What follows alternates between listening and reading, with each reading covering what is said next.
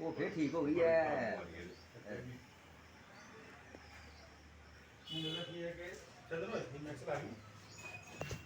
चंद्र land होनी है एक और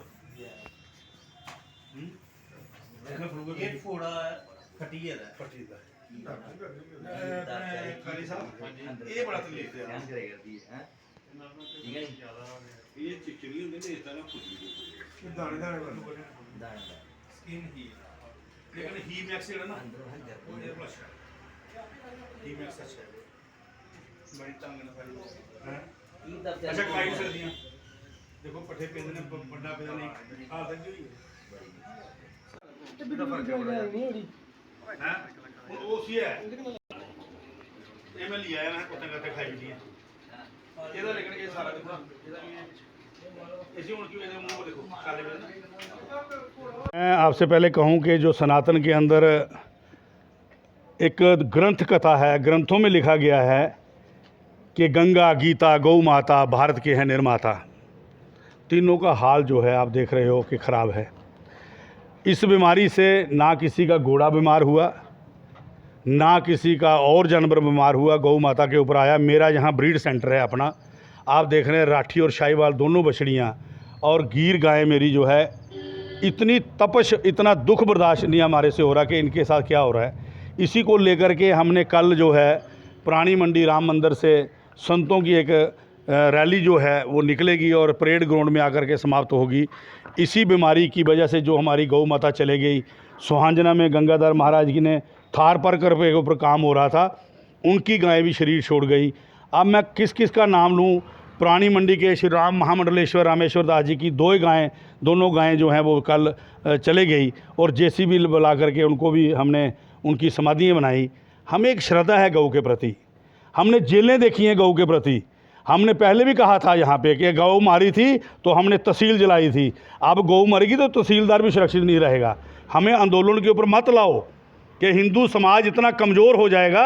ये आप अपने मन से शंका बाहर निकालो। बहुत दुख हो रहा है कि गौ के लिए इतना हम काम कर रहे हैं। हमारी केंद्र सरकार जो है नरेंद्र भाई मोदी जी की इतनी तत्पर रहती है कि गौओं के लिए, मंदिरों के लिए, गुरुद्वारों के लिए, बाकी मजहबों के लिए कि कहाँ कहाँ ठेस ना पहुँचे।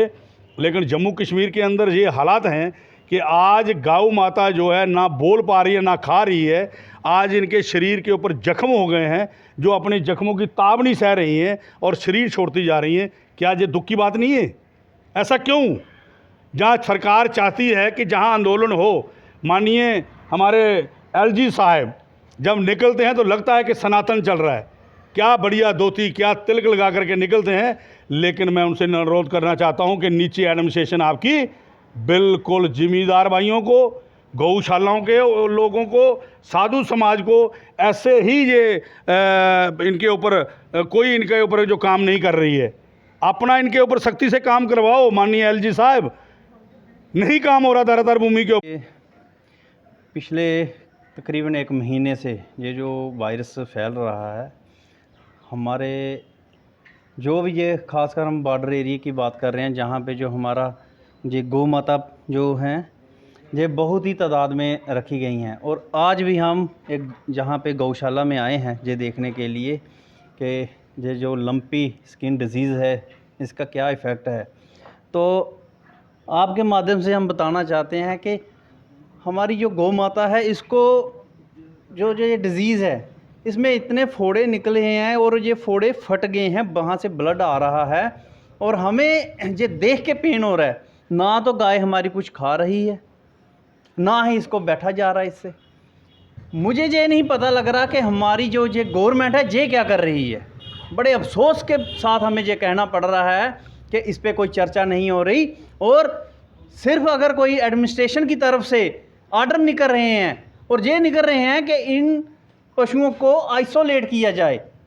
मैं ये बताना चाहता हूँ, हमारे जो किसान भाई हैं वो भली भांति जानते हैं, पहले भी अगर ऐसी कोई बीमारी आती है तो उनको पता है क्या करना है। लेकिन सरकार क्या कर रही है? सरकार देखिए, अब जो बीमारी ये चल रही है इसमें ये चाहिए था कि युद्ध स्तर पे काम होना चाहिए। ये डिजास्टर मैनेजमेंट के तहत ये घोषित होनी चाहिए थी कि ये बीमारी, और लेकिन अभी तक गवर्नमेंट ने ऐसा नहीं किया। बड़े अफसोस की बात है। और ये इतनी फैल रही है, सिर्फ ये हमारी गौ माता को ही मतलब ये बीमारी आई है। हमारे बाकी भी पशु हैं लेकिन उनमें कोई ऐसा देखने को नहीं मिला है। मेरी ये रिक्वेस्ट है कि गवर्नमेंट को युद्ध स्तर पे इसका काम करना चाहिए इस पे, और वैक्सीनेशन को ही इसका हल निकालें, और जो फ्री ऑफ कॉस्ट हमारे किसानों को ये वैक्सीनेशन उपलब्ध करवाए ताकि जो हमारी गौ माता है इसको लगाई जाए और ये जल्द से जल्द ठीक हो सकें।